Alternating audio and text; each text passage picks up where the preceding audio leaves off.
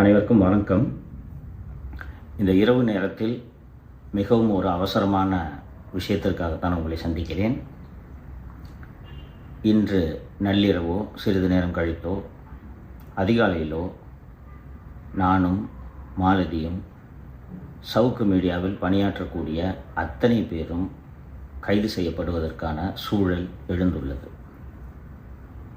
இன்று இரவு சென்னை கோட்டூர்புரம் காவல் நிலையத்தில் பகுஜன் சமாஜ் கட்சியின் தென் சென்னை மாவட்ட செயலாளர் கொடுத்த புகாரின் அடிப்படையில் ஒரு வழக்கு பதிவு செய்யப்பட்டுள்ளது.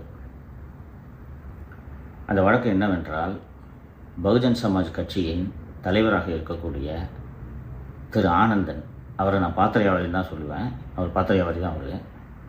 அந்த ஆனந்தனை அவருடைய சாதியை பயன்படுத்தி சாதி ரீதியாக நானும் எனது குழுவினரும் விமர்சனம் செய்து நிகழ்ச்சியை வெளியிட்டு சமூகத்திலே கலவரத்தை வெளியிட்டு விட்டோம் என்று இன்று ஒரு புகார் அளிக்கப்பட்டு, அந்த புகாரின் பேரில் SC/ST ஆக்ட் உள்ளிட்ட பல்வேறு பிரிவுகளில் வழக்கு பதிவு செய்யப்பட்டுள்ளது.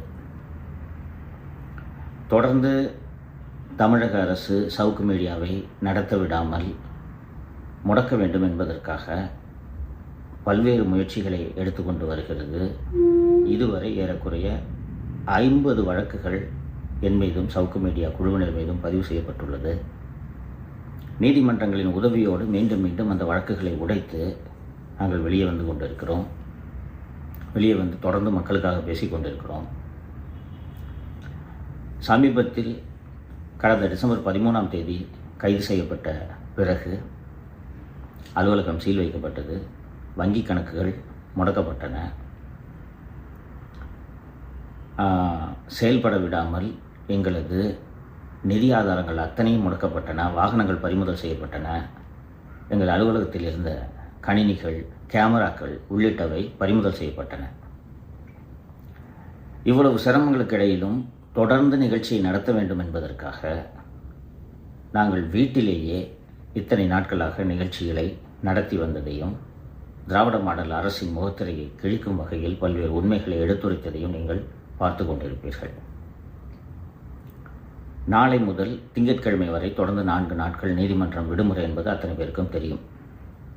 அதன் காரணமாக பொங்கல் தினத்தன்று அதிகாலையில் என்னையும் மாலதியையும் எனது குழுவினரையும் கைது செய்வதற்காகவே இந்த FIR பதிவு செய்யப்பட்டுள்ளது என்று நாங்கள் அறிகிறோம்.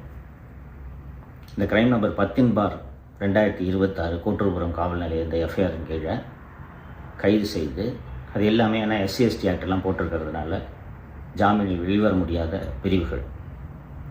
இப்போது நாங்கள் படப்பிடிப்புக்கு பயன்படுத்தக்கூடிய இந்த எடிட்டிங் சிஸ்டம், இந்த கேமராக்களையும் பறிமுதல் செய்து தேர்தல் வரையில் சவுக்கு மீடியா செயல்படக்கூடாது.